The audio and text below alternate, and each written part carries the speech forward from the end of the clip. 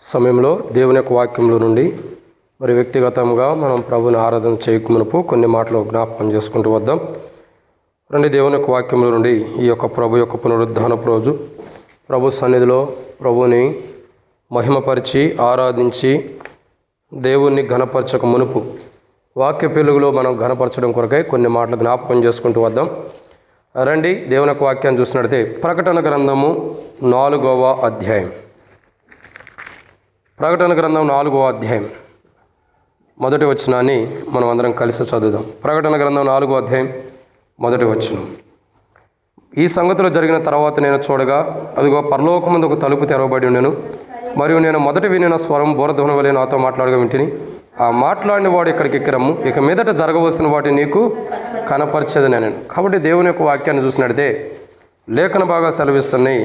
ఏమనంటే ఈ సంగతులు జరిగిన తర్వాత, అంటే సంఘములకు చెప్పాల్సిన కోణాలు చెప్పినప్పుడు సంఘము సిద్ధపాటు కలిగి ఉన్నప్పుడు ఈ యొక్క సిద్ధపాటు గురించినటువంటి మాటలు జరిగిన తర్వాత, అంటే ప్రభు చెప్పిన తర్వాత ప్రభు మాట్లాడేటటువంటి మాట ఏంటంటే ఇక్కడికి ఎక్కి రమ్ము అని ప్రభు మాట్లాడుతూ వస్తున్నాడు. అంటే సంఘం ఎత్తబడే కోణం ఇక్కడ కనబడుతూ వస్తుంది. సరే, సంఘం ఎత్తబాటు గురించి ఇక్కడ మనం కొన్ని విషయాలు మనం జ్ఞాపకం చేసుకుంటూ వస్తున్నాం. సంఘము ఎత్తబడే విధానము చాలా కోణాలు ఉంటాయి. దాంట్లో మొదటి కోణం ఎవరు ఎత్తబడుతున్నారు? మరణము కాని నిద్రలో ఉండవారు ఎత్తబడుతున్నారు. రెండవ కోణం సజీవులే కానీ జీవం కలిగిన వారు ఎత్తబడుతున్నారు. మూడవ కోణం ఇంకా చెప్పలా. కాబట్టి ఈ రెండవ కోణంలోనే చాలా ఉంది. కాబట్టి సంఘము ఎత్తబడే విధానంలో రెండవ కోణం సజీవులే కానీ సజీవులయ్యుండి జీవము కలిగినటువంటి వారు ఎత్తబడుతున్నారు, క్రీస్తు యేసు యొక్క జీవం కలిగిన వారు. సరే, ఇప్పుడు చూసేటటువంటి ఒక మాట ఏంటంటే సంఘం ఎత్తబడే విధానాన్ని అపోస్తలుడైన పౌలు గారు కూడా తెస్సలోనికీయులకు రాసిన మొదటి పత్రిక 4వ అధ్యాయం 15 నుండి 17 వచనాలు అంటాడు. ఆయన మరి యేసుక్రీస్తు ప్రభువారు ఆయన కడబోర మోగంగానే ఆర్భాటంతోనూ ప్రధాన దూత శబ్దంతోనూ పరలోకం నుండి దిగి వస్తాడు. క్రీస్తునందు మృతులైన వారు లేపబడతారు. ఆ మీదట సజీవమై నిల్చుండి మనము ఏకముగా ఆయనతో పాటు ఆయన ఎదుర్కొన్నటకు ఆకాశ మేఘాల మీద కొనుపోబడతామని లేఖన బాగా సెలవిస్తూ వస్తున్నాయి. ఇక్కడ మనం గమనించాల్సినటువంటి కోణం ఏంటంటే, ప్రియులారా, దేవుని వాక్యం ఏమంటుందంటే సంఘం ఎత్తబడే విధానం. మొదట ప్రభు మధ్యాకాశానికి వస్తాడు. భూమి మీద ఉన్న సంఘము క్రీస్తు యేసు ప్రభు రక్తం ద్వారా కడగబడి ఆయన యొక్క విశ్వాసతలో ఉన్న సంఘం మధ్యాకాశానికి వెళ్ళి అక్కడి నుండి పరలోకానికి వెళ్ళే సన్నివేశాన్ని మనం చూస్తున్నాం. సరే, ఎవరు ఎత్తబడతారంటే మరణం కాని నిద్రలో ఉండవారు ఎత్తబడతారు. సజీవులైండి క్రీస్తు యేసు యొక్క జీవం కలిగిన వారు ఎత్తబడతారని మనం చూస్తున్నాం.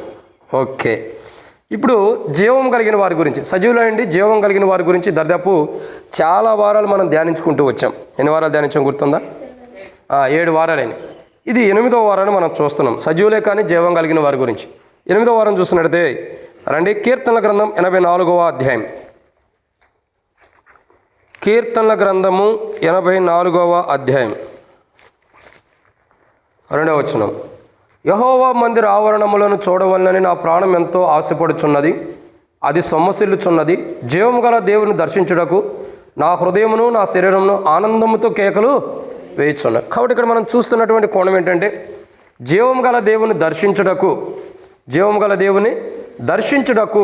నా హృదయము నా యొక్క శరీరము ఆనందంతో కేకలు వేయుచున్నదని కోరాహు కుమారులు సెలవిస్తున్నారు. అయితే ఇక్కడ రాయబడిన మాట ఏంటంటే, మాట చూసినట్టే యెహోవా మందిర ఆవరణములను చూడవలనని. అంటే సజీవులయ్యుండి జీవము కలిగినటువంటి వారు దేవుని యొక్క మందిర ఆవరణములను చూసేవారు ఉంటారు. ఏం చేస్తారు? దేవుని యొక్క మందిర ఆవరణములను చూసే ధన్యత వాళ్ళకి కలిగి ఉంటుంది. అంటే ఇది ఆత్మీయమైనటువంటి దేవుని యొక్క మందిర ఆవరణం గురించి చెప్పబడుతుంది. భౌతికంగా మన మధ్యలో ఉన్నటువంటి ఈ యొక్క మందిరం విషయమని కాదు, కానీ ఇది ఆత్మీయ సంబంధమైనటువంటి మందిరం యొక్క అనుభవంలో, ఆత్మీయ మందిరం యొక్క ప్రణాళికలో ఈరోజు మనం వాక్యం ధ్యానించబోతున్నాం. కాబట్టి సజీవులయ్యుండి క్రీస్తు యేసు యొక్క జీవం కలిగిన వారు, అర్థమవుతుందండి? సజీవులయ్యుండి క్రీస్తు యేసు యొక్క జీవము కలిగి, ఒక మాటలో చెప్పాలంటే చాలా కోణం ఉంది దీంట్లో. ఏంటంటే క్రీస్తు యేసు యొక్క జీవము కలిగిన విశ్వాసి ఆశతో చూడాలనుకుంటున్న దేవాలయం, దేవుని మందిర ఆవరణము లేదా దేవుని మందిరం, దేవుని యొక్క ప్రణాళిక, ఆ మందిరం పట్ల దేవుని యొక్క ప్రణాళిక ఏంటంటే బైబిల్లో కొన్ని విషయాలు చూడొచ్చు. క్రీస్తు యేసు సజీవుడయ్యండి క్రీస్తు యేసు యొక్క జీవం కలిగిన విశ్వాసి ఆశతో ఎదురు చూసేటటువంటి దేవుని యొక్క మందిర ఆవరణములను గురించిన దేవుని యొక్క ప్రణాళిక. చాలా పెద్ద కాన్సెప్ట్ కదా. చూడండి, సజీవులయ్యండి క్రీస్తు యేసు యొక్క జీవము కలిగిన విశ్వాసి, రాసుకున్నారా? క్రీస్తు యేసు యొక్క జీవం కలిగిన విశ్వాసి ఆశతో ఎదురు చూచే, రాశారా? ఆశతో ఎదురు చూచే దేవుని యొక్క మందిరమును గురించిన ప్రణాళిక, దేవుని యొక్క మందిరమును గురించిన దేవుని ప్రణాళిక. అంటే ఆ ప్రణాళికలో, ఆ తీర్మానంలో లేదా ఆ ఉద్దేశంలో దేవుని మందిరం నిర్మించబడుతుంది. సో ఆ మందిరం గురించి మనం కొన్ని విషయాలు అక్కడ చూస్తూ వస్తున్నాం. సో దేవుని యొక్క సజీవులైన క్రీస్తు యొక్క జీవము కలిగి విశ్వాసి ఆశతో ఎదురు చూసే మందిరమును దేవుని యొక్క ప్రణాళిక ఏంటంటే, ఆ మందిరం పట్ల దేవుని యొక్క ప్రణాళిక, ఆ మందిరమునకు దేవుని యొక్క ప్రణాళిక ఏంటంటే ఒక 7 విషయాలు ఉన్నాయి. అసలు ఆ మందిరం గురించిన ప్రణాళిక అంటే ఎలా ఉండాలి, ఎలా ఉండిద్ది అనుకుంటాం కదా. ఆ ఆశతో ఒక విశ్వాసి సజీవుడై ఉండి క్రీస్తు యేసు యొక్క జీవం కలిగి దేవుని యొక్క మందిరంలో చూడవాలని ఆశతో ఎదురు చూసే విశ్వాసికి దేవుని యొక్క ప్రణాళికలో ఉన్న మందిరంలో ప్రవేశించే ధన్యత దేవుడు ఇస్తున్నాడు. అసలు ఆ మందిరం ఎలాంటిది అని అంటే, ఆ మందిరం యొక్క ప్రణాళికను గురించి బైబిల్లో కొన్ని విషయాలు ఉన్నాయి. వాటిని మనం ధ్యానించే మునుపు ప్రభు నడిపింపు కొరకు చిన్న ప్రార్థన. మమ్మల్ని మిక్కిలిగా ఎక్కువగా ప్రేమించిన ప్రియ పరలోకపు తండ్రి, పరిశుద్ధుడు అయిన దేవా, మీకు స్తోత్రములు. ఈ సమయంలో తండ్రి కొన్ని మాటల వాక్యం ధ్యానిస్తున్న సహాయం చేయండి. దాసుడి కన్ను యజమానుడి వైపు చూస్తున్నట్లు, దాసురాలు కన్ను యజమానురాల వైపు చూస్తున్నట్లు మా కన్ను మీ వైపు వీక్షిస్తున్న సహాయం అనుగ్రహించండి. దయచేసి ఈ సమయంలో తండ్రి మరి ఆరాధన వర్తమానం కొరకే వాక్యం ధ్యానిస్తున్న సహాయం చేయండి. వర్తమానం ధ్యానించడానికి నేనైతే యోగ్యుని కాను. తెరవబడిన ఆకాశం మాకు అనుగ్రహించి ఆకాశం ఇప్పి పడసాలంత విస్తారమని పరిశుద్ధాత్మను అభిషేకించండి. నాతో మాతో మీరు మాట్లాడండి. ఈరోజు వాక్య పెలుగులో నన్ను మమ్మల్ని సరిచేయండి. మేము ఎవరికైనా విరోధంగా, అప్యుత్తరంగా, ఎవరినైనా బాధకరంగా మాట్లాడి ఉంటే క్షమించండి. ప్రభు ఈ పరిచయం అంతా దీవించండి. నాతో మాతో మీరు మాట్లాడండి. మరొకసారి వాక్యం ధ్యానిస్తుండగా తెరవబడిన ఆకాశం మాకు అనుగ్రహించి ఆకాశం ఇప్పి పడసాలంత విస్తారమని పరిశుద్ధాత్మను అభిషేకించి నాతో మాతో మీరు మాట్లాడి శత్రు సిగ్గు మీకు మహిమ తెచ్చుకుని మాతో మాట్లాడి అక్కడ తెచ్చమని పరిచయం అంతా దీవించమని వాక్య పెలుగులో మమ్మల్ని సిద్ధపరిచి ప్రతి బలహీనత నుండి శత్రుగారి నుంచి లయపరచండి. ఈ వాక్యం ధ్యానించడం కొరకే మరొకసారి తెరవబడిన ఆకాశం మాకు అనుగ్రహించి ఆకాశం ఇప్పి పడసాలంతా విస్తారమని పరిశుద్ధాత్మను అభిషేకించి శత్రు సిగ్గు మీకు మహిమ తెచ్చుకుని మాతో మాట్లాడి అక్కడ తీర్చి పరిచర్యంతో దీవించమని వచ్చిన ప్రజలందరూ స్తోత్రములు. రావాల్సిన వారిని త్వరబడి తీసుకురండి. మధ్య మార్గంలో వారి సకాలం నడిపించండి. ఎవరికి టపాయిలకి ఇల్లు జరగకుండా సహాయం చేసి ముందున్న సమయం తెదించి అక్కడ తీర్చి పరిచర్య దీవించమని ప్రభాని మేము మిమ్మల్ని ఎట్లా ఆరాధించాలి, ఎట్లా మహింపరచాలో కూడా నీ యొక్క మందిరం ఆవరణంలోకి ఒక రోజు మేము ప్రవేశించబడుతున్నాం. ఆ మందిరం ఆవరణములను స్మరించుకుంటే ఎట్లా మిమ్మల్ని ఆరాధించాలో కూడా మాకు నేర్పించి మహిమ పొందమని ప్రభాని యేసుక్రీస్తు నామం పేరటి విశ్వాసంతో ప్రార్థించి స్తుతించి అడిగిపెట్టుకుంటున్నాం తండ్రి, ఆమేన్. కాబట్టి దేవుని యొక్క వాక్యాన్ని చూసినట్టయితే బైబిల్లో మనం చూస్తున్నటువంటి మాట, సజీవులై ఉండి క్రీస్తు యేసు యొక్క జీవం కలిగిన విశ్వాసి ఆశతో ఎదురు చూస్తున్నటువంటి దేవుని మందిరం యొక్క మందిరం గురించిన దేవుని యొక్క ప్రణాళిక అంటే ఒక 7 విషయాలు ఉన్నాయి. అసలు ఆ మందిరం ఎలా ఉండబోతుంది, దాని గురించిన ప్రణాళిక అంటే దేవుని ఉద్దేశం దాని పట్ల ఏముందన్నది దేవుడు బయలుపరుస్తూ వచ్చాడు. ఒక విశ్వాసి ఆశతో ఎదురు చూసే మందిరం నిమిత్తమే దేవుడి ప్రణాళిక. ఒక 7 విషయాలు చెప్పవచ్చు. దాంట్లో మొదటి మాట ప్రకటన గ్రంథం 21వ అధ్యాయం. ప్రకటన గ్రంథం 21వ అధ్యాయం మనం చూసినట్టు 23వ వచనాన్ని చదువుదాం. ప్రకటన గ్రంథం 21వ అధ్యాయం 23వ వచనం.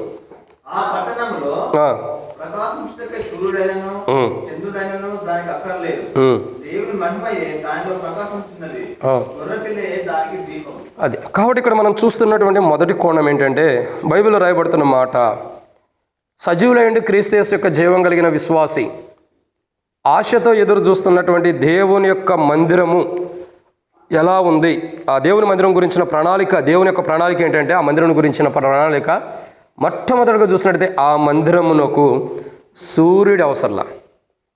ఏం అవసరం లేదండి? సూర్యుడి అవసరంలా. చూడండి, దేవుని మందిరమును గురించే ప్రణాళికలో సూర్యుడి అవసరంలా. ఎందుకు సూర్యుడు అవసరం లేదంటే నీతి సూర్యుడైన ప్రభు యేసుక్రీస్తు ప్రభువు ఉదయించేవాడుగా ఉన్నాడు. నీతి సూర్యుడు మన పైన ఉదయిస్తున్నాడు, మన పైన ఆవరించి ఉంటున్నాడు. అందుకే మలాకీ గ్రంథం 4వ అధ్యాయం 2వ వచనం రాయబడుతూ వచ్చింది, మీకు నీతి సూర్యుడు ఉదయించును, అతని రెక్కల కింద ఏముంటుంది? చదవండి. మలాకీ గ్రంథం 4వ అధ్యాయం, పాత నిబంధనలో లాస్ట్ అధ్యాయం 2వ వచనం. అయితే నా నామమందు భయభక్తులు గలవారు మీకు నీతి సూర్యుడు ఉదయించను, అతని రెక్కల ఆరోగ్యము కలుగజేయను కనుక మీరు బయలుదేరి క్రొవ్విన దూడలు గంతులు వేయనట్లు గంతులు వేయదురు. కాబట్టి నీతి సూర్యుడు అక్కడ ఉన్నాడు కాబట్టి, అంటే ఆయన ప్రణాళికలో ఒక విశ్వాసి కొరకు దేవుడు సిద్ధపరిచిన, దేవుని యొక్క ప్రణాళికలో స్థిరపరచబడిన మందిరము మొదటిగా చూసినట్టే అక్కడ సూర్యుడు అవసరంలా. ఏమవసరం లేదండి? సూర్యుడు. మరి ఎవరున్నారు అక్కడ? సూర్యుడు అవసరం లేదంటే ఎవరుంటారంటే నీతి సూర్యుడు అక్కడ ఉన్నాడు.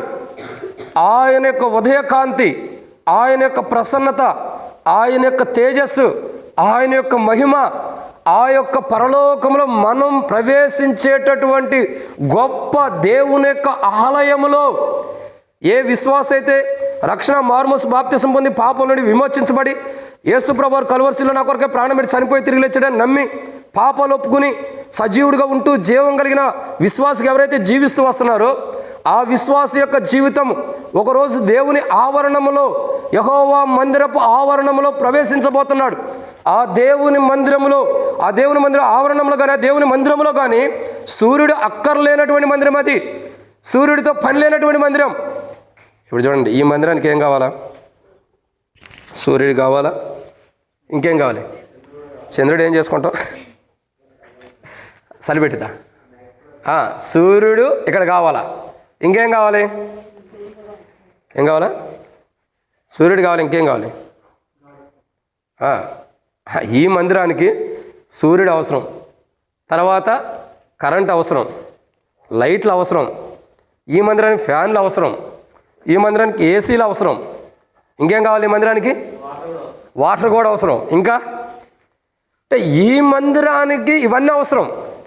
కానీ పరలోకములో దేవుడు తన కృప ద్వారా నిర్మించబడిన ప్రభువే దేవాలయం ఉన్నటువంటి దేవాలయం, లేదా ఒక విశ్వాసికి సజీవుడై ఉండి క్రీస్తు యేసు యొక్క జీవం కలిగిన విశ్వాసి ఆశతో దేవుని మందిర ఆవరణం చూడాలని ఎదురు చూసే, ఆశతో ఎదురు చూస్తున్న విశ్వాసి ఎడల దేవుని యొక్క మందిరం యొక్క ప్రణాళిక ఏంటంటే ఆ దేవుని మందిరమునకు సూర్యుడు అవసరంలా. మరి ఎవరు కావాలి? యేసు ప్రభువారే, క్రీస్తు యేసు ప్రభువారే ఏం చేస్తున్నాడు? నీతి సూర్యుడు కూడా ప్రకాశించేవాడుకుంటాడు. అందుకే మలాకీ గ్రంథం 4:2 రాయబడుతూ వచ్చింది, అక్కడ సూర్యుడు అవసరం లేదు మీకు. ఈ భౌతికంగా మనకు కనబడే సూర్యుడు అవసరంలా. నీతి సూర్యుడు మనకు కనిపిస్తున్నాడు. తన రెక్కల కింద ఆరోగ్యం ఉంది మనకి. అక్కడ క్రొవ్విన దూడలోనే మనం గ్రంథులు వేసేవాడు ఉంటాం. ఆ నూతన యెరూషలేములో, ఆ నూతన పట్టణంలో, లేదా ఆ నూతనమైనటువంటి దేవుని యొక్క ఆ దేవాలయంలోకి మనం ప్రవేశించినప్పుడు క్రొవ్విన దూడల వలె ఏం చేస్తాం? గంతులు వేస్తాం. ఒకప్పుడు ఈ మందిరంలో ప్రవేశించినప్పుడు, ఆరంభం రోజు, మొట్టమొదటిగా డెడికేషన్ రోజు మందిరంలో ప్రవేశించినప్పుడు ఎంత సంతోషం ఉంది. అంటే భౌతికంగా మనకి కొన్ని దినాలు ఆరాధించుకోవడానికి అవసరమైన దేవుని మందిర స్థలమే ఆ మందిరం కట్టుకున్నప్పుడు అంత సంతోషంగా మనం వస్తే, ఒకరోజు పరలోకంలో దేవుడు మన కొరకే నిర్మించినటువంటి ప్రభువే దేవాలయం అనేటువంటి దేవాలయంలోకి మనం ప్రవేశించేటప్పుడు, ఆవరణంలోకి ప్రవేశించేటప్పుడు ప్రతి క్రైస్తవుడు కూడా క్రొవ్విన దూడల వలె గ్రంథులు వేస్తాడంట. ఇలాంటి స్వచ్ఛమైన మందిరం, ఇలాంటి శ్రేష్టకరమైన మందిరం నేను ఎక్కడా చూడలేదని ఆ మందిరంలో సంతోషించి గంతులు వేసేవాడుకుంటాడు. అంత గొప్ప మందిరమును మనకి ఇవ్వటానికి, అంత గొప్ప దేవాలయమును మనకి ఇవ్వటానికి దేవుని యొక్క ప్రణాళిక, ఆ ప్రణాళిక అంత గొప్ప. మనం క్రొవ్విన దూడలలో గంతులు వేయటానికి అంత సంతోషాన్నిచ్చే దేవుని మందిరమును, ఆ దేవాలయం ఆవరణంలో మనం ప్రవేశించి దేవుని యొక్క ముఖ దర్శనం చేసేవారుగా ప్రభు మనం స్థిరపరుస్తున్నందుకు మనం ఏం చేయాలి? ప్రభుని ఆరాధించాలి. ఇది మొదటి మాట. ఇక రెండో విషయాన్ని చూద్దానండి. ప్రకటన గ్రంథం 21వ అధ్యాయం 3వ వచనం. ప్రకటన గ్రంథం 21వ అధ్యాయం 3వ వచనం. ప్రకటన గ్రంథం 21వ అధ్యాయం 23వ వచనం.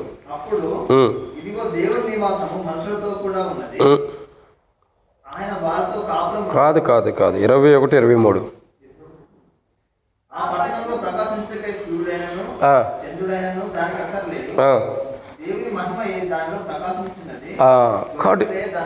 చాలు.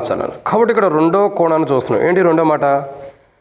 క్రీస్తు యేసు యొక్క జీవము కలిగిన విశ్వాసి ఆశతో ఎదురు చూసే దేవుని యొక్క మందిరము యొక్క కానీ దేవుని యొక్క దేవాలయం యొక్క ఆవరణంలో ప్రవేశించి దేవుని దర్శించాలని ఆశతో ఎదురు చూసే విశ్వాసికి దేవుడిచ్చే దేవుని మందిరం యొక్క ప్రణాళిక లేదా దేవుడు కలిగి ఉన్నటువంటి దేవుని మందిరం యొక్క ప్రణాళిక ఏంటంటే, మొదటిగా ఆ మందిరంలో సూర్యుడు అవసరంలా, అక్కడ నీతి సూర్యుడు ఉదయిస్తున్నాడు. రెండోదిగా అక్కడ చంద్రుడు అవసరం లేదు. ఎవరు అవసరం లేదండి? చంద్రుడు అక్కర్లేదు. అక్కడ చంద్రుడు ఎందుకని అవసరం లేదు? చంద్రుడి గురించి సూర్యుడి గురించి బైబిల్లో ఒక మాట రాయబడుతూ వచ్చింది. పగలు వెలిగించుటకు ఒక జ్యోతియు, రాత్రి వెలిగించుటకై మరొక జ్యోతి దేవుడు నిర్మించి ఉన్నాడు. ఇక్కడ మనం దేవుని యొక్క వాక్యాన్ని చూసినట్టే చంద్రుడితో పని లేదు, చంద్రుడితో అవసరం లేదు అక్కడ. కాబట్టి ఇక్కడ దేవుని యొక్క వాక్యాన్ని చూసినట్టు అక్కడ చంద్రుడైనను దానికి అక్కర్లేదు. చంద్రుడి యొక్క తేజస్సును చూస్తే మానవుడు ఎలా సంతోషిస్తారో, ఆ చంద్రుని యొక్క తేజస్సు చూస్తే మానవుడు ఎట్లా ఆనందిస్తాడో, కానీ పరలోక రాజ్యంలో దేవుని యొక్క నివాసము, దేవుని యొక్క మందిరం ఆవరణలోకి ప్రవేశించి దేవుని దర్శించే మానవుడికి ఆ మందిరము, మానవుడు దేవుని ఆ మందిరం ఆవరణలో ప్రవేశించి ఏ దేవుని అయితే దర్శించడానికి మానవుడు పరలోకానికి వెళ్ళాడో ఆ మందిరము, ఆ దేవాలయము, ఆ దేవుని సన్నిధి చంద్రుడు అక్కర్లేనిది. ఏం అక్కర్లేదండి? చంద్రుడు అక్కర్లేదు. కాబట్టి చంద్రుడితో పని లేదు అక్కడ, చంద్రుడు దానికి అవసరత లేదు. కాబట్టి చంద్రుడు ఈ భూమి మీద మనం చూడగా అనేక రకమైన విధానాల్లో చంద్రుడు ఏం తెలియపరుస్తాడు మనం చెప్పండి? చంద్రుడు ఏం తెలియపరుస్తాడు? కాలమును తెలియపరుస్తాడు. ఇది అమావాస్య, ఇది పౌర్ణమి, అర్థమైందా? ఇది పలానా రోజు అమావాస్య వచ్చింది, పలానా రోజు పౌర్ణమి వచ్చింది, పలానా ఇది వచ్చింది, చంద్రగ్రహణం అని ఏదో ఒకటి అంటారు కదా. ఇవన్నీ కాలమును తెలియపరుస్తాయి. ఏం తెలియపరుస్తున్నాయి? కాలమును సూచనలు తెలియపరచేవ్వండి. కానీ ఒకరోజు మనం సజీవుడైన క్రీస్తు యేసు యొక్క జీవం కలిగిన విశ్వాసి ఆశతో ఎదురు చూస్తున్నటువంటి మందిరంలో ప్రవేశించి జీవం గల దేవుని దర్శించడానికి ఎదురు చూస్తున్నటువంటి మానవుడికి, ఆ మానవుడి ఎలా దేవుడిచ్చే మందిరం యొక్క ప్రణాళిక ఏంటంటే అక్కడ చంద్రుడితో పని లేదు, అక్కడ సూచనలతో పని లేదు, ఇంకా అక్కడ ఈ సూచన ఆ సూచన, చంద్రుడు కాలమును తెలియపరిచే పని లేదు. ఎందుకంటే అక్కడ కాలం అంతం లేదు. ఏం లేదండి? కాలం అంతం లేదు, కాలం ముగింపు లేదు, కాలానికి ముగింపు లేదు. కాబట్టి కాలం అంతమైపోయేదన్న ఆలోచన లేదు. కాబట్టి అక్కడ చంద్రుడు అవసరం లేదు. ఎవరు అవసరం లేదండి? చంద్రుడు అవసరం. ఎందుకంటే చంద్రుడు ఉంటే కాలమును తెలియపరుస్తున్నాడు, సమయాన్ని మనకు తెలియపరుస్తున్నాడు.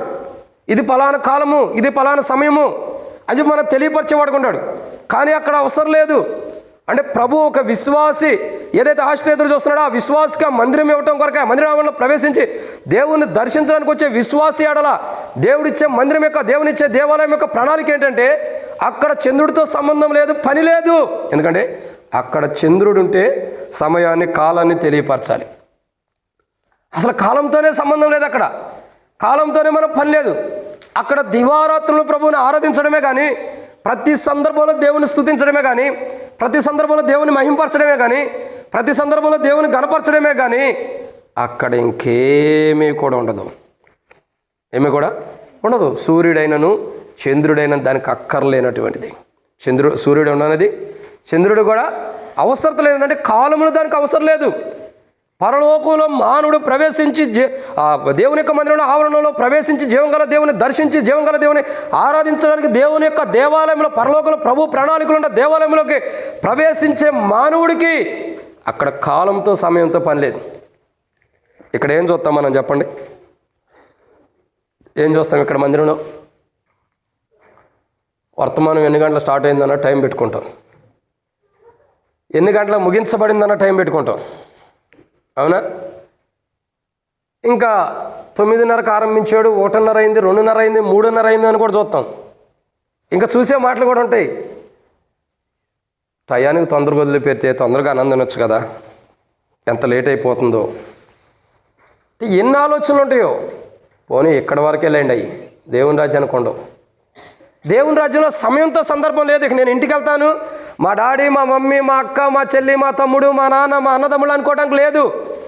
అక్కడ అవకాశమే లేదు. ఎందుకంటే అక్కడ సమయముతో, కాలముతో, బంధత్వంతో సంబంధమే లేనటువంటి ప్రదేశం అది. ఎప్పుడు దివారాత్రములు అంటే ఈ సమయం వరకే ప్రభుని ఆరాధించాలి, ఈ సమయం వరకే ప్రభుని స్తుతించాలి, ఈ సమయం వరకే దేవుని మహింపరచాలని లేదు. దివారాత్రములు దేవుణ్ణి ఆరాధిస్తూ ఉండేటటువంటి సమయం అది. అక్కడ టైంతో సంబంధం లేదు, సమయంతో సందర్భం లేదు. ఆ పంటితో గురి పక్కన పడేయాక సమయంతో సందర్భం లేదు, ఇంకా కాలంతో సందర్భం లేదు. కాలంతో కానీ సమయంతో కానీ పని అక్కర్లేదు అక్కడ. ఎందుకంటే అక్కడ శ్రేష్టకరమైనది ఆ యొక్క దేవాలయం ఆవరణంలో ప్రవేశించే విశ్వాసికి దేవుడిచ్చే ఆ మందిరం యొక్క ప్రణాళిక ఏంటో తెలుసా? అక్కడ చంద్రుడితో అంటే సమయంతో సందర్భం లేదు, ఆ సమయంతో పని లేదు, కాలంతో పని లేదు. ఈ టైం వరకు నేను ఆరాధిస్తే, ఈ టైం వరకు నేను స్తుతిస్తే, ఈ టైం వరకే నేను మహిమపరుస్తాను అంటే టైం లేదు. ఇంకా మనం చెప్పాలంటే ఇంకా అర్థమయ్యే రీతిలో చెప్పంటారా, ఇక్కడ దేవుని మందిరంలో ఆరాధించడానికి 1 నిమిషం, 2 నిమిషాలు, 3 నిమిషాలు టైం ఇస్తాం. కానీ అక్కడ పరలోక రాజ్యంలో సజీవుడై ఉండి క్రీస్తు యేసు యొక్క జీవం కలిగిన విశ్వాసి ఆశతో ఎదురు చూసి, ఆ జీవం గల ఆశతో ఎదురు చూసి దేవుని యొక్క ఆవరణంలోకి ప్రవేశించి జీవం గల దేవుని దర్శించి ఆరాధించడానికి ప్రవేశించిన విశ్వాసికి టైమే అవసరం. అక్కడ అసలు టైం ఎండ్ అన్నది లేదు, అక్కడ ముగించబడిన సమయం అంటూ లేదు. ఎప్పటికీ దేవుని ఆరాధిస్తూ, దేవుని మహింపరుస్తూ, దేవుని స్తుతిస్తూనే మనం ఉంటాం. ప్రభా నేను స్తుతించి నాకు విరక్తి పుట్టింది, భూమి మీదకి వెళ్తానని అన్నావేమో, నరకానికి వెళ్తావు, అక్కడ ఏమి ఉండదు, ఇక అవకాశమే ఉండదు. ఇక పొరపాటున ప్రభా ఓసారి నా తండ్రి ఎలా ఉన్నాడు, నా తల్లి ఎలా ఉన్నాడు, నా కుమార్తె ఎలా ఉందో చూసి వస్తాను ప్రభా అంటానికి కూడా లేదు. అక్కడ అసలు ఆలోచనలు కూడా రావు. ఎందుకంటే దివారాత్రం పక్కనున్నవారు దేవుణ్ణి ఆరాధిస్తూ వస్తుంటే, దేవుని మహింపరుస్తూ వస్తుంటే, దేవుని స్తుతిస్తూ వస్తుంటే మనం ఏం చేస్తాం? మనం ఎలా దేవుని స్తుతించాలో అది గుర్తెరిగి దేవుని ఆరాధిస్తూ వస్తాం. కాబట్టి సజీవుడేయండి క్రీస్తు యేసు యొక్క జీవం కలిగిన విశ్వాసి ఆశతో దేవుని మందిరం యొక్క ఆవరణమును చూడవలనని ఆశతో ఎదురు చూస్తున్నటువంటి మానవుడికి లేదా విశ్వాసికి దేవుడు తన ప్రణాళికలో ఇచ్చేటటువంటి మందిరము.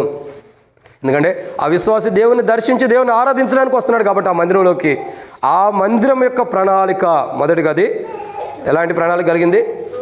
సూర్యుడు అక్కర్లేనిది. 2 చంద్రుడు అవసరమే లేనటువంటిది, చంద్రుడితో పని లేదు. అంటే చంద్రుడు అంటే కాలము సమయాన్ని తెలియపరచవచ్చు, ఒక కోణంలో చూస్తున్నాం. కానీ ఆ సమయాన్ని కాలాన్ని తెలియపరిచే అవకాశం కూడా ఆ కాలం అవసరంలా. ఎందుకంటే అక్కడ సమయంతో కాలంతో సందర్భం లేదు, దేవుణ్ణి ఆరాధించడమే. ఇక 3వ కోణం చూసినట్లయితే ప్రకటన గ్రంథం 21వ అధ్యాయం. ప్రకటన గ్రంథం 21వ అధ్యాయం 23వ వచనం.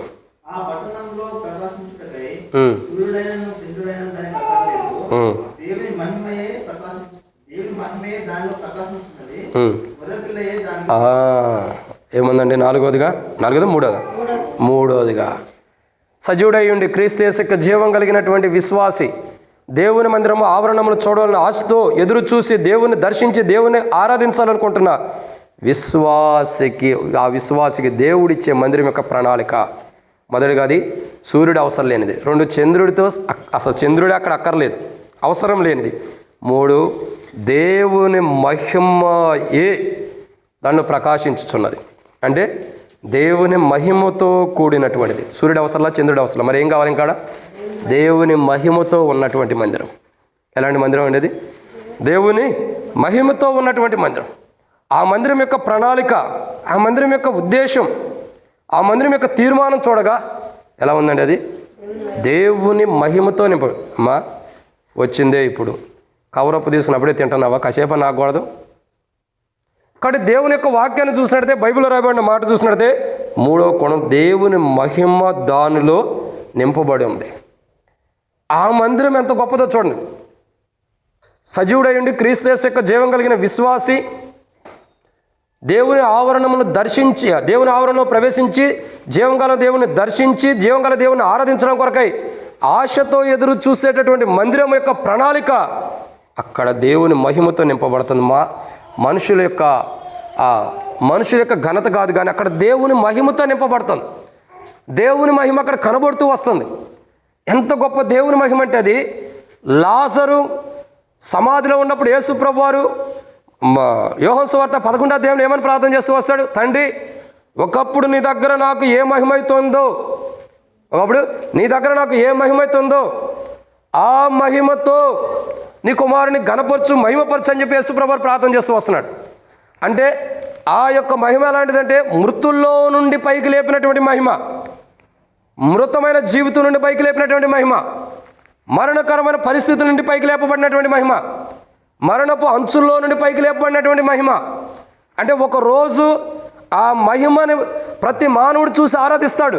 ఎందుకంటే జీవం గల దేవుని దర్శించి ఆరాధిస్తాడు. ఎందుకంటే మరణపు అనే అంచుల్లో నుండి మరణమనే లోతుల్లో నుండి లాజర్లాగా మరణపు అంచుల్లో ఉన్న మనము దేవుని యొక్క స్వరంతో ఆ మరణపు అంటే ఆ సమాధుల్లో నుండి బయటికి లేపబడి జీవం గల దేవుని దర్శించి, దేవుని యొక్క ఆవరణలో ప్రవేశించి జీవం గల దేవుని దర్శించి ఆరాధిస్తున్నప్పుడు ఆ మరణంలో నుండి దేవుని మహిమతో మనం ఏదైతే లేపబడ్డామో ఆ దేవుని మహిమతో నింపబడతాం.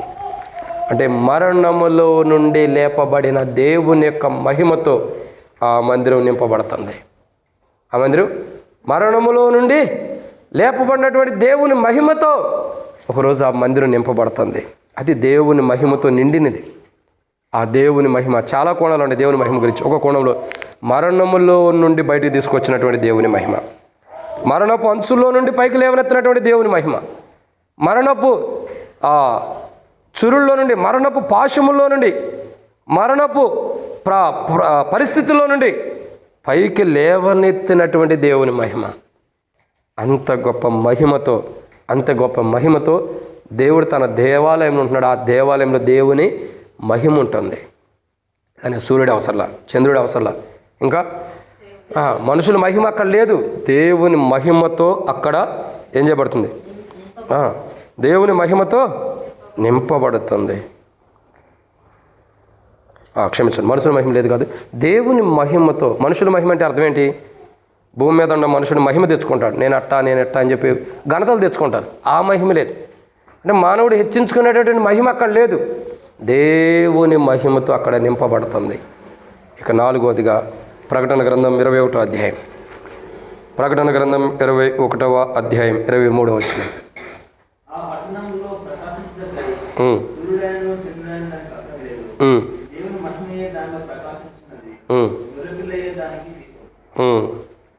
కాబట్టి ఇక్కడ మనం చూస్తున్నటువంటి 4వ మాట, క్రీస్తు యేసు యొక్క జీవం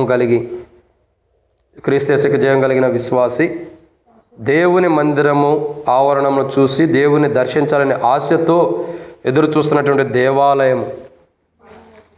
ఆ యొక్క దేవాలయం ఎట్లా దేవుని యొక్క ప్రణాళిక ఏంటంటే, ఆ దేవుని ప్రణాళికలో మొదట అక్కడ సూర్యుడు అవసరంలా, చంద్రుడు అవసరంలా, దేవుని మహిమతో నింపబడింది. 4వది అంటే మరణంలో నుండి లేపబడిన మహిమతో నింపబడింది. అది దేవుని యొక్క ప్రణాళిక. ఆ మరణంలో నుండి లేపబడి దేవుని యొక్క లేపబడినటువంటి మహిమ దేవుని ఆ యొక్క నూతనమైన శ్రేష్టకరమైన ఆ దేవుని దేవాలయంలో ఉండాలని దేవుని కోరిక. ఇక 4వదిగా చూస్తున్నట్లయితే గొర్రెపిల్లయే దీపమైన దేవాలయం మందిరం. అది ఎలాంటి మందిరం అండి? అది గొర్రెపిల్లే దీపమైన దేవాలయపు మందిరం. అది ఇక్కడ మనం దేవుని యొక్క వాక్యాన్ని చూసినట్లయితే ఈ యొక్క మందిరం ఎలాంటిదంటే గొర్రెపిల్లే దీపమయం. ఈ దేవాలయం ఎలా ఉంది చెప్పండి? ఇది మందిరం అన్న దేవాలయం అన్న ఎలా ఉంది? దేవుని మహిమతో గొర్రెపిల్లే దీపమై ఉన్నటువంటి దేవాలయం. అంటే అర్థం ఏంటి? గొర్రెపిల్లే దీపం అంటే అర్థం ఏంటి? దీపము దేని సూచన చెప్పండి? దీపమును గురించి యేసు ప్రభు వారు కానీ బైబిల్లో కానీ కొన్ని విషయాలు రాయబడుతూ వచ్చినాయి. ఆయన చెప్పినవి కానీ కొన్ని విషయాలు రాయబడినాయి. దీపం గురించి ఏమైనా రాయబడుతూ వచ్చింది? నీ వాక్య నా పాదములకు దీపం, నా త్రోవకు వెలుగైంది. ఇంకా ఎవరైనాను దీపం వెలిగించి మంచం కింద పెట్టుకుంటారా? మరి ఎక్కడ పెడతారు? టేబుల్ మీద పెడతారా? ఎక్కడ పెడతారన్నా? పైన పెడతారు. అది మా వయసు సంగతి చెబుతున్నా, మీ వయసు సంగతి కాదు. మా యొక్క యవన ప్రాయంలో ఉన్నప్పుడు పూర్వీకులు పెద్దలందరూ కూడా ఏం చేసేవారంటే ఒక గాజు లాంటిది ఒక లైట్ పెట్టుకునేవాడు, కిరోసిన్తో. ఆ లైటు మీరు కూడా ఆ వయసేనాక? ఓకే. ఆ వయసు ఎలాంటిది? క్షమించండి. ఆ యొక్క గాజు గ్లాస్తో పెట్టినటువంటి దీపం ఎలాంటిదంటే దాంట్లో కిరోసిన్ పోసి ఉండేది, దాంట్లో ఒక ఒత్తి పెట్టుండేది కాటన్తో. అది వెలిగించినప్పుడు, సాయంకాలం వెలిగించినప్పుడు అది రాత్రి అల్లా కూడా వెలిగించి దాంట్లో ఉన్న నూనె అయిపోయిన తర్వాత ఆరిపోయింది. ఏమైపోయింది? ఆరిపోయింది. ఆ రోజుల్లో ఏసీలు లేవు, ఆ రోజుల్లో ఫ్యానులు లేవు. కానీ ఇప్పుడు అసలు కరెంట్ వచ్చినా మానవుడికి ఏమవుతుంది? ఫ్యాన్ లేనిదే ఉండలేరు, ఏసీ లేనిదే ఉండలేరు. ఆ రోజుల్లో గాజు గ్లాస్తో ఉన్న వెలుగులో ప్రజలు ఏసీతో సంబంధం లేకుండా ఉన్నారు. కానీ ఈరోజు రూములు మొత్తం వెలిగిపోతున్నాయి. ఆ రోజులో గాజులో ఉండే వెలుగు కొంతవరకే ప్రకాశించేది. కానీ ఈ రోజులో ఈ రూములు మొత్తం ప్రకాశించే వెలుగుంటా సరే మానవుడికి చెమట పట్టిపోతుంది. ఏమవుతుంది? చెమట పడుతుంది. ఒక్కసారి ఫ్యాన్ పోయిందంటే చాలు బయటకు వచ్చేస్తాడు, ఇక ఉండలేరు. కానీ ఇలాంటి పరిస్థితి కానీ ఒక మాట చెప్పాల్సింది ఏంటంటే, దీపం ఎప్పుడూ కూడా పైనే ఉంటుంది. ఎందుకు? అది వెలిగిచ్చేదిగా ఉంటుంది. ఏం చేస్తుంది? అది వెలిగించబట్టాను కదా, వెలిగిచ్చేదిగా ఉంటుంది. కానీ ఆ దేవాలయమునకు గొర్రెపిల్లే ప్రథమ స్థానం నుండి వెలిగిచ్చేదిగా ఉంటుంది. ఆ దేవాలయం యొక్క సమీపంలోకి, ఆ దేవాలయంలోకి వచ్చినప్పుడు ఎలా ఉంటుందండి? వెలిగించబడుతూ వస్తుంది, ప్రకాశించబడుతూ వచ్చింది. గొర్రెపిల్లే దీపమై ఉంటుంది. ప్రకాశించేది ఉంటుంది. గొర్రెపిల్లే దేవుని తేజస్తో, దేవుని మహిమతో, దేవుని యొక్క ప్రసన్నతతో ఆ గొర్రెపిల్ల ప్రకాశించేది ఉంటుంది. అప్పుడు ఆ గొర్రెపిల్ల యొక్క తేజస్సు, ఆ ప్రకాశమైనటువంటి దీపమును, ఆ వెలుగును చూసి ప్రజలందరూ సంతోషిస్తారు. కరెంటు పోతే ఎట్లా ఉంటాం చెప్పండి? కరెంటు పోతే ఏం చేస్తాం? ఒక టీవీ చూస్తూ వస్తాం అనుకోండి, మంచి సీరియల్లో సినిమా చూస్తూ వస్తాం. కరెంటు పోయిందానికి ఏం చేస్తాను? అరే ఇప్పుడే కరెంటు పోయిందా అని బాధపడతాం. అదే కరెంటు రంగాలు ఏం చేస్తాం? త్వరగానే కరెంట్ వచ్చిందని సంతోషిస్తాం. ఒకరోజు ప్రభువే దేవాలయం ఉండి దీపముగా ఉన్న, గొర్రెపిల్లే దీపంగా ఉన్నటువంటి దేవాలయము మానవుడికి సంతోషాన్ని ఇచ్చే వెలుగది. ఆ దీపం ఎలాంటిది? మానవుడికి సంతోషాన్ని ఇచ్చే దీపం అది. అంత గొప్ప దీపము కలిగినటువంటి దేవాలయమును ఆశతో ఎదురు చూసే మానవుడు ప్రవేశిస్తున్నాడు. ఇది అన్నమాట 4. ఇక 5వ విషయాన్ని చూద్దారండి. ప్రకటన గ్రంథం 21వ అధ్యాయం 25వ వచనం.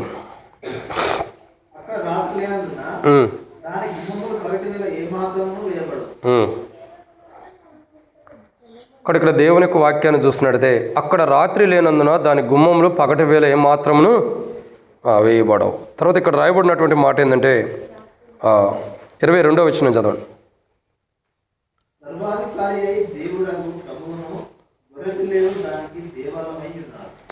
దానిలో ఏ దేవాలయము నాకు కనబడలేదు. సర్వాధికారి అయిన దేవుడగు ప్రభువును గొర్రెపిల్ల దానికి దేవాలయమై ఉన్నారు. కాబట్టి ఇక్కడ మనం చూస్తున్న ఎన్నో మాట ఇది 5వ కోణాన్ని చూసినట్టయితే ఏం రాయబడుతూ వచ్చింది? సర్వాధికారి అయిన దేవుడగు ప్రభువును దేవాలయమై ఉన్నాడంట.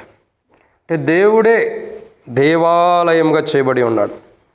కాబట్టి ఇక్కడ మనం దేవుని యొక్క వాక్యాన్ని చూసినట్టయితే సర్వాధికారి అనే దేవుడు అంటే సర్వాన్ని సృష్టించినటువంటి దేవుడు, సర్వ సృష్టికి ఆది సంభూతుడైన దేవుడు, ఈ లోకమును తన వాక్కు చేత సృష్టించినటువంటి దేవుడు, తన యొక్క నోటి మాట ద్వారా సమస్తాన్ని సృష్టించినటువంటి దేవుడు, తన యొక్క చిత్తంలో సమస్తాన్ని సృష్టించినటువంటి గొప్ప దేవుడు. ఆ దేవాలయంకి ఏమై ఉన్నాడు? సర్వాధికారి అయిన దేవుడే దేవాలయమై ఉన్నాడు. ఏమై ఉన్నాడు? చూడండి, అక్కడ రాయబడి అన్నమాట. సర్వాధికారి అయిన దేవునకు ప్రభువును దేవాలయమై ఉన్నాడు. కాబట్టి అక్కడ ఇన్ని దినాలు ఏ దేవుణ్ణి అయితే మనం చూసి ఆనందించాలని, ఏ దేవుణ్ణి అయితే ఆరాధించడానికి మనం దేవుని సన్నిధికి వస్తున్నామో, ఆ దేవుడే ఒకరోజు మనకు దేవాలయం ఉండబోతున్నాడు. ఆ దేవుడే మనకు ఒకరోజు దేవాలయమై ఉంటున్నాడు. ఆ మహోన్నతుడైన దేవుడు, ఆ గొప్ప దేవుడు, ఆ సర్వ సృష్టిని సృష్టించినటువంటి దేవుడు, ఈ సర్వ సృష్టికి ఆది సంభూతుడైన దేవుడు, మహోన్నతుడైన దేవుడు, మహాగణుడైన దేవుడు, ఎంతో మానవులు ఎలా ఎంతో గొప్ప ప్రణాళిక కలిగినటువంటి గొప్ప దేవుడు ఏమై ఉన్నాడు? దేవాలయం ఉన్నాడు. ఎక్కడ చెప్పండి.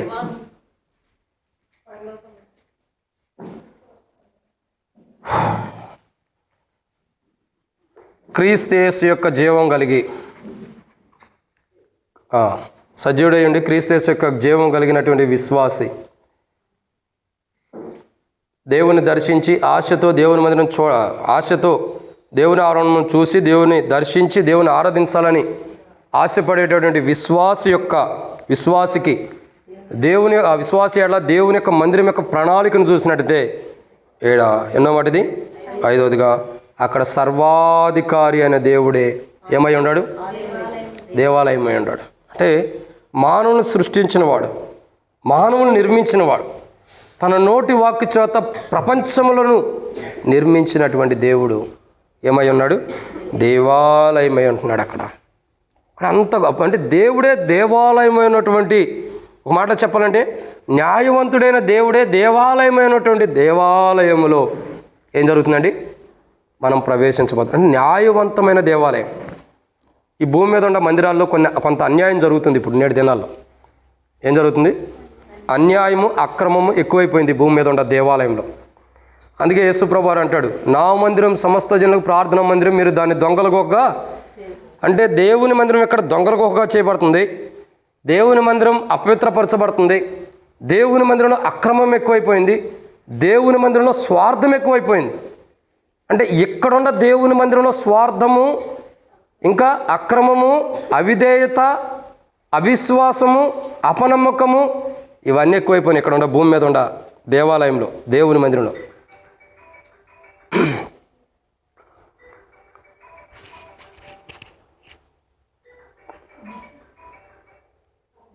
కానీ దేవుడే, సర్వాధికారి అయిన దేవుడే దేవాలయం ఉన్న దేవాలయంలో స్వార్థం ఉండదు, భేదాభిప్రాయాలు లేవు, ఇంకా కల్మషం లేనిది, ఇంకా భేదాలు లేనిది, ఇంకా అక్రమం లేనిది, అవిశ్వాసులు ఉండనటువంటిది.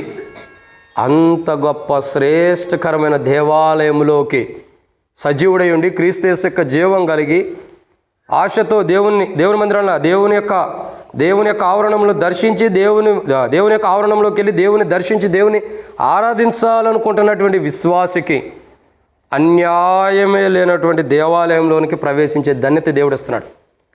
ఒక సజీవుడై ఉండి క్రీస్తు యేసు యొక్క జీవం కలిగిన విశ్వాసికి అన్యాయమే లేనటువంటి దేవాలయాన్ని దేవుడు ఇవ్వటానికి ఇష్టపడుతున్నాడు. ఇది 5వ మాట. 6వ మాటను చూద్దామండి. ప్రకటన గ్రంథం 21వ అధ్యాయం 22వ వచనం.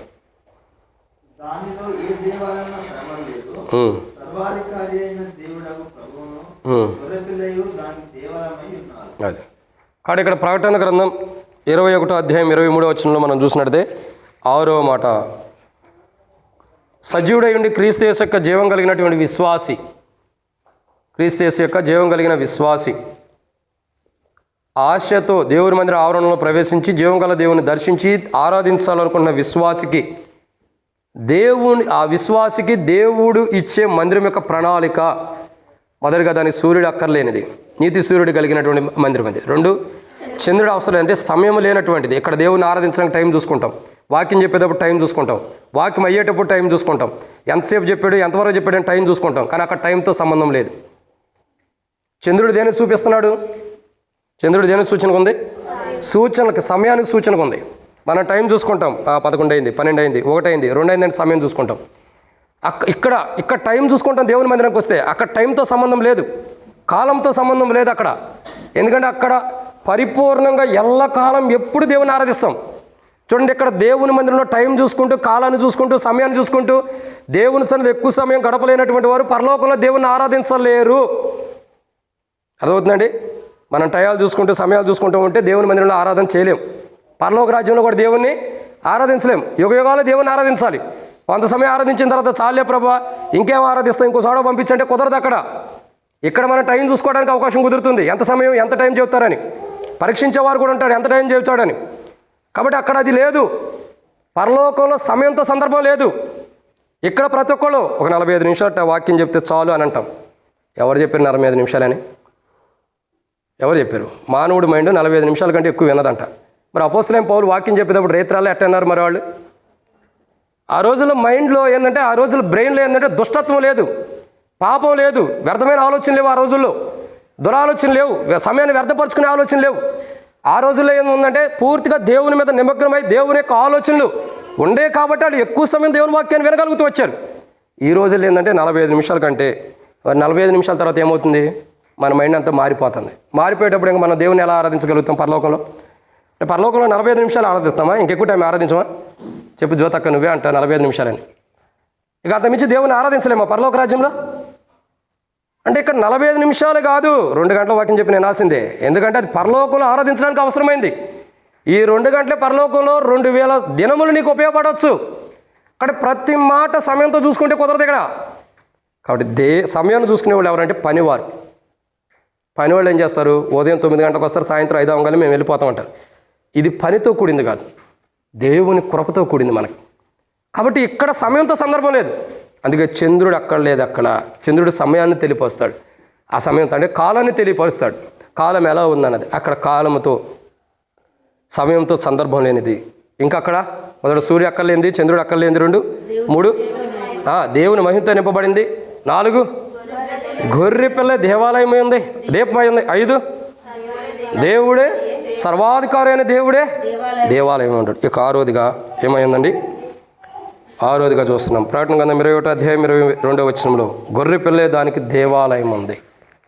ఏమైందండి? గొర్రె పిల్ల దేవాలయం ఉంది. అంటే గొర్రెపిల్ల దేవాలయమై ఉందంటే అర్థం ఏంటంటే వధించబడినటువంటి గొర్రెపిల్ల యొక్క ప్రసన్నత అక్కడ ఉందని అర్థం. వధించబడినటువంటి గొర్రెపిల్ల యొక్క తేజస్సు అక్కడ ఉందని అర్థం. వధించబడినటువంటి గొర్రెపిల్లే అక్కడ ఏం చేయబడుతుంది? దేవాలయంగా చేయబడుతూ వస్తుంది. వధించబడిన గొర్రెపిల్లే దేవాలయంగా చేయబడుతూ వస్తుంది. అక్కడే ఒకరోజు సజీవుడై ఉండి క్రీస్తు యేసు యొక్క జీవం కలిగినటువంటి విశ్వాసి ఆశతో దేవుని ఆవరణలో ప్రవేశించాలని ఆశతో ఎదురు చూసి దేవుని దర్శించి దేవుని ఆరాధించాలనుకుంటున్నటువంటి విశ్వాసి, ఆ విశ్వాసికి ఏ ఆశతో అయితే దేవుని మందిర ఆవరణంలో ప్రవేశించాలనుకుంటున్నాడో ఆ ఆశ కలిగిన విశ్వాసికి దేవుని యొక్క ప్రణాళికలో ఉన్న మందిరాన్ని దేవుడు ఇస్తున్నాడు. ఆ మందిరం మొదటిగా సూర్యుడు అవసరం లేనిది, చంద్రుడు అవసరం లేనిది, దేవుని మహిమతో నింపబడింది. 4 గొర్రె పిల్ల దానికి దీపమై ఉంది. అక్కడ వేరే దీపాలు అవసరం అంటే ఆనందం ఉంది అక్కడ. ఇక 5వదిగా సర్వాధికారి అయిన దేవుడే అక్కడ దేవాలయం ఉన్నాడు. 6వ మాట ఏంటంటే గొర్రె పిల్లే దానికి దేవాలయం ఉంది. అంటే వధించబడినటువంటి గొర్రె పిల్ల.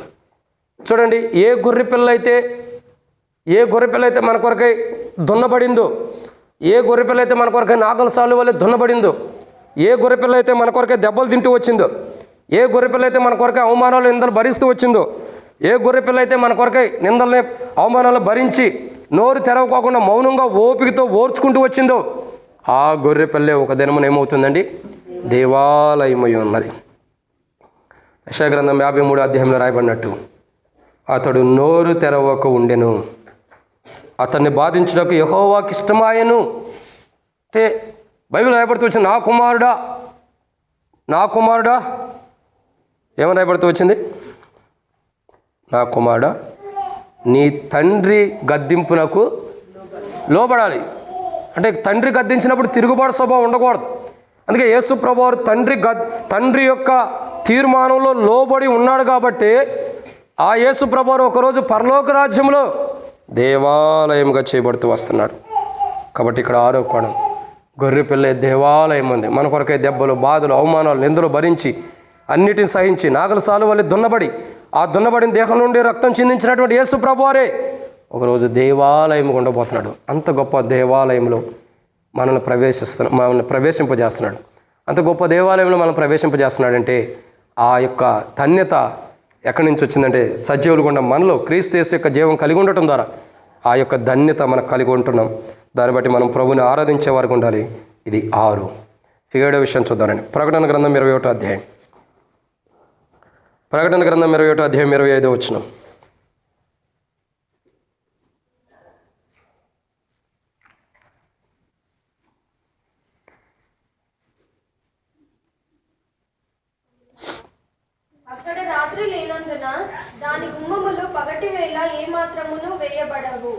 అక్కడ రాత్రి లేనందున దాని గుమ్మములు పగటి వేళ ఏమాత్రమును వేయబడవు. కాబట్టి ఇక్కడ మనం చూస్తున్న 7వ కోణం ఏంటంటే గుమ్మములు, ఒక మాటలో చెప్పాలంటే ఎప్పటికీ ముయ్యబడినటువంటి గుమ్మములు కలిగినటువంటి మందిరం.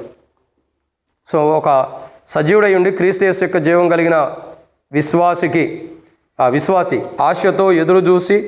ఆశతో దేవుని మందిర ఆవరణం చూడాలని ఎదురు చూసి దేవుణ్ణి దర్శించి దేవుని ఆరాధించాలనుకుంటున్నటువంటి విశ్వాసికి దేవుని ప్రణాళికలో ఉన్నటువంటి మందిరాన్ని దేవుడు ఇస్తున్నాడు. అది మొదటిగా సూర్యుడు అక్కర్లేని మందిరం, నీతి సూర్యుడు కలిగినటువంటి మందిరం. 2 చంద్రుడు అంటే సమయంతో సందర్భం లేనటువంటి మందిరం.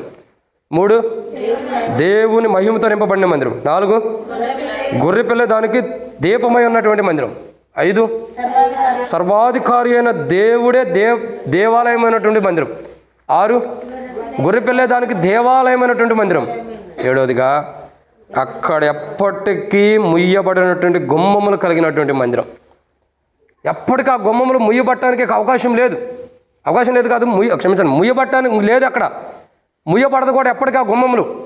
ఆ పరలోక రాజ్యపు యొక్క గుమ్మములు ఎన్ని గుమ్మములు ఉంటాయి ఆ యొక్క దేవాలయానికి? 12 గుమ్మములు. 12 గుమ్మములు కలిగినటువంటి ఆ దేవాలయము ఎప్పటికి కూడా ముయ్యబడి ఉండదు. ఎప్పటికీ తెరవబడినటువంటి దేవాలయం, ఎప్పటికీ గుమ్మములు తెరిచే ఉంటాయి. ఇక్కడ నా మందిరానికి మనం ఆరాధన అవ్వగానే మందిరం చివరి ప్రార్థన కూడా అయిపోగానే ప్రేమ మీద అయిపోయిన తర్వాత అంతా క్లీన్ చేసిన తర్వాత మందిరానికి తాళాలు వేసుకుని వెళ్ళిపోతాం. మనం మందిరానికి లాక్లు వేసి వెళ్ళిపోతాం. కానీ అక్కడ దేవాలయంకి అసలు గుమ్మములు ముయ్యబట్టడానికి అవకాశం లేదు. అసలు అవకాశం లేదు కాదు, ముయ్యబడవు అక్కడ గుమ్మములు. ఎప్పటికీ ఓపెన్ చేసే ఉంటాయి. ఎప్పటికీ ఓపెన్ చేసిన గుమ్మములే, ఎప్పటికీ తెరవబడినటువంటి గుమ్మములై, ఎప్పటికీ తెరవబడినటువంటి గుమ్మములే. అందుకే రాయబడుతూ వచ్చింది, యెరూషలేము గుమ్మములారా, ఈ రాజు దీనుడై గాడిద పిల్లనెక్కి మీ మధ్యకు వచ్చుచున్నాడు కాబట్టి మీ గుమ్మములు తెరువుడి అని బైబిల్లో రాయబడుతూ వచ్చింది.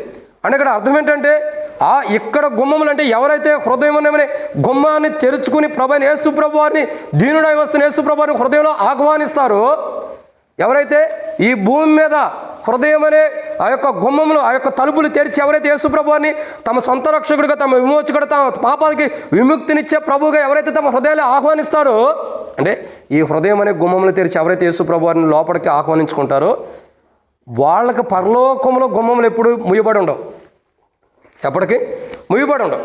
అంటే మనం హృదయం అనే గుమ్మములు ముయ్యబడి ఉన్నాయి. అందుకే ప్రాణగ్రంథం 3:20 ప్రభు అంటాడు, హృదయం అనే తలుపు దగ్గర నేను తట్టుచున్నాను, ఎవడైనా నా స్వరమిని తలుపు తెరిచినలా నేను అతనితో నాతో భోజన సావాసం కలిగి ఉంటాడు అంటున్నాడు. అంటే ఇక్కడ హృదయం అనే తలుపు ముయ్యబడి ఉంది మానవుడికి. ముయ్యబడినటువంటి హృదయాన్ని యేసు ప్రభువారు తన స్వరక్తం ద్వారా కడిగి పవిత్రపరిచి రాతి హృదయాన్ని తీసేసి మాంస హృదయాన్ని ఇచ్చేసి, కఠినమైన హృదయాన్ని తీసేసి మెత్తనైనటువంటి హృదయాన్ని ఇచ్చి దేవుడు పరలోక రాజ్యంలో తన యొక్క దేవాలయంలో ప్రవేశించేటట్టు చేసి ఆ దేవాలయంలో ఉన్న గుమ్మములు ఎప్పటికీ ముయ్యుకోకుండా నిరంతరము మన కొరకై తెరిచి ఉండే గుమ్మములు గుంచుతూ వస్తున్నాడు. నిరంతరం తెరిచి ఉన్నటువంటి గుమ్మములుగా. కాబట్టి ఇక్కడ మనం చూడాల్సినటువంటి 7వ మాట ఏంటంటే, సజీవుడై ఉండి క్రీస్తు యేసు యొక్క జీవం కలిగి. ఎందుకు అటు ఇటు చూస్తారు వాక్యం చెప్పేటప్పుడు? మందిరానికి వస్తే ఇదే పనేనా? వాక్యం చెప్పేటప్పుడు వాక్యం చూడాలా? ఎవరు వస్తున్నారు, ఎవరు పోతున్నారు, ఎవరు నుంచున్నారు, ఇదేనా చూస్తూ ఉంటాం. అది చెడ్డ అలవాటు, అది మంచి అలవాటు కాదు. మన పక్కన 10,000 మంది పడినను అసలు వాళ్ళ వైపు మనం చూడకూడదు, వాక్యం వైపు చూడాలి. కానీ మనం ఎవరు వస్తున్నారు, ఎవరు పోతున్నారు వాళ్ళ వైపే చూస్తూ వస్తాం. ఇంకా వాక్యం ఎప్పుడు వింటాం? వాక్యం ఎప్పుడు మనసులోకి ఎక్కిద్ది? పక్కన వాళ్ళు చూసేటటువంటి ఆ యొక్క స్వభావం పోవాలి మనలో, అప్పుడే దేవుని మంచి విధాలు ఆరాధించగలుగుతాం. కాబట్టి ఇక్కడ దేవుని యొక్క వాక్యాన్ని చూసినట్టయితే గుమ్మములు ఎప్పటికీ ముయ్యబడినటువంటి గుమ్మములు కలిగినటువంటి దేవాలయం. అంత గొప్ప దేవాలయమును సజీవుడై ఉండి క్రీస్తు యేసు యొక్క జీవం కలిగిన విశ్వాసికి ఆశతో ఆ మందిరాన్ని చూడాలి, ఆ మందిరంలో ప్రవేశించి జీవం గల దేవుని దర్శించి జీవం గల దేవుని ఆరాధించాలనుకుంటున్నటువంటి విశ్వాసికి అంత గొప్ప మందిరాన్ని, ఎప్పటికీ ముయ్యబడినటువంటి గుమ్మములు కలిగిన మందిరమును, ఆ మందిరంలో ప్రవేశించే ధన్యత ఆ విశ్వాసకి దేవుడు ఇస్తున్నాడు. అంత గొప్ప దేవాలయంలోకి మనం ప్రవేశిస్తున్నప్పుడు దేవుని ఏం చేయాలా? ఆరాధించాలి. ప్రభా, అంత గొప్ప దేవాలయంలోకి నన్ను ప్రవేశింపజేస్తున్నావు, అంత గొప్ప దేవాలయంలోకి నన్ను నడిపిస్తున్నావు ప్రభా, నీకు కృతజ్ఞతల ప్రభుని మనం ఏం చేయాలా? ప్రభుని ఆరాధించాలి. అట్టి ఆరాధన మనం ప్రభు చేయనట్లు క్రీస్తు యేసు యొక్క సజీవులై ఉండి క్రీస్తు యేసు యొక్క జీవం కలిగి మనం ఏదైతే ఆశతో దేవుని మందిర ఆవరణను చూసి దేవుని దర్శించి దేవుని ఆరాధించాలనుకుంటున్నామో, మనకు ఏదైతే దేవుని మందిరాన్ని చూడాలని ఆశ కలిగి ఉన్నామో, దేవుని ఆరాధించాలి, దేవుని దర్శించి ఆరాధించాలని ఆశ కలిగి ఉన్నామో, ఆ దేవుడు మన ఆశ గల ప్రాణాన్ని తృప్తిపరిచే దేవుడు. కాబట్టి మనం కలిగి ఉన్న దానికంటే ఎక్కువ మనకి ఇవ్వగలిగి శ్రేష్టకరమైన, ఇప్పుడు మనం చూడాలనుకున్న మందిర ఆవరణములు వేరు, దేవుడు ఇస్తున్నటువంటి మందిర ఆవరణములు వేరు. ఇక్కడ మనం చూసే ఆవరణములు కొంతవరకు సంతోషం, అక్కడ పరిపూర్ణమైన సంతోషం కలిగినటువంటి ఆవరణంలోకి మనల్ని ప్రవేశింపజేసి దేవుడు మనల్ని నడిపించి ఆ జీవం గల దేవుణ్ణి దర్శించి దేవుణ్ణి ఆరాధించే ధన్యత. ఆ గొప్ప మందిరము, సూర్యుడు లేని మందిరం అది, చంద్రుడు లేని మందిరం అది, దేవుని మహిమతో నింపబడిన మందిరం అది, ఇంకా గొర్రెపిల్ల దీపమై ఉన్న మందిరం అది, ఇంకా సర్వాధికారి అయిన దేవుడే ఆ దేవాలయం ఉన్న మందిరం అది, గొర్రెపిల్లే వధించబడిన గొర్రెపిల్ల దేవాలయం ఉన్నటువంటి దేవాలయము దేవుని మందిరం, ఇంకా ఎప్పటికీ ముయ్యబడినటువంటి గుమ్మములు కలిగిన దేవాలయం దేవుని మందిరం. అంత గొప్ప మందిరంలోకి, అంత గొప్ప దేవాలయంలోకి సజీవుడై ఉండి క్రీస్తు యేసు యొక్క జీవం కలిగి ఆశతో నేను దేవుని మందిర ఆవరణను చూడాలని కొరావు కుమారుల వలె ఆశతో ఎదురు చూసే మానవుడికి దేవుడిస్తున్న మందిరం ఇది. ఇంత గొప్ప మందిరంలోకి మనం ప్రవేశించబోతున్నందుకు, ఇంత గొప్ప మందిరంలోకి మనం వెళ్ళాలంటే వెళ్ళలేం, యోగ్యులం కాదు. దేవుని చూసి ఏనాడు బతకలేడని బైబిల్ ఉంది. కానీ ఇంత గొప్ప మందిరంలో ప్రవేశించి జీవం గల దేవుని దర్శించి ఆరాధించగలుగుతున్నామంటే యేసు ప్రభువారు మన కొరకే కలువరిశిలో ప్రాణం పెట్టి చనిపోయి తిరిగి లేచడం. ఆయన కలువరిశిలో మన కొరకే ప్రాణం పెట్టి చనిపోయి తిరిగి లేచి, ఆయన మరణ భూస్థాపన పునరుద్ధానం ద్వారా, ఆయన మన కొరకే కలువరిశిలో ప్రాణం పెట్టి చనిపోయి తిరిగి లేచడం ద్వారా, ఆయన మన కొరకే మన పాపం నిమిత్తమై, మన అపరాధుల నిమిత్తమై, మన దోషముల నిమిత్తమై, మన యొక్క అపవిత్రమైన ప్రతి స్వభావం నిమిత్తమై, వ్యర్థమైన స్వభావం, లోబడిన స్వభావం, దేవునికి విరోధమైన స్వభావం నిమిత్తమై యేసు ప్రభువారు కలువరిశిలో ప్రాణం పెట్టి చనిపోయి తిరిగి లేచి, ఆయన యొక్క కలువరిశిల యొక్క రక్తం ద్వారా మన ప్రతి పాపాన్ని కడిగి ఇప్పుడు మనల్ని శుద్ధులుగా చేసి, సజీవులుగా చేసి, మనలో జీవం ఉంచి, దేవుని ఆవరణం చూసే ఆసక్తిని మనలో రేపి, జీవం గల దేవుని దర్శించి ఆరాధించి, దేవుని మందిరంలో ప్రవేశించి, పరలోకంలో ఉన్న దేవుని యొక్క సన్నిధిలో ప్రవేశించి, దేవాలయంలో ప్రవేశించే ధన్యత క్రీస్తు యేసు ప్రభు రక్తం ద్వారా, ఆయన రక్తం ద్వారా కడిగి దేవుడు మనకు అనుగ్రహించిన ఈ గొప్ప ధన్యతను బట్టి ప్రభుని ఆరాధించే వారికి ఉండినట్లు ప్రభు మనకి, మన పట్ల ప్రభు యొక్క ప్రణాళికను బట్టి, అంత గొప్ప మందిరము మనకి ఇవ్వడానికి దేవుని ప్రణాళిక ఉన్నందుకు దేవుని ఆరాధించే వారికి మనం ఉండినట్లు ప్రభు మనకు సహాయం చేయనుగాక. ఆమేన్. ఈ సమయంలో మనం లేచి ఒక పాట పాడుకుందాం. అటు పిమ్మట మనం ఒకరి తర్వాత ఒకరు మార్చి ప్రభుని ఆరాధన చేద్దాం.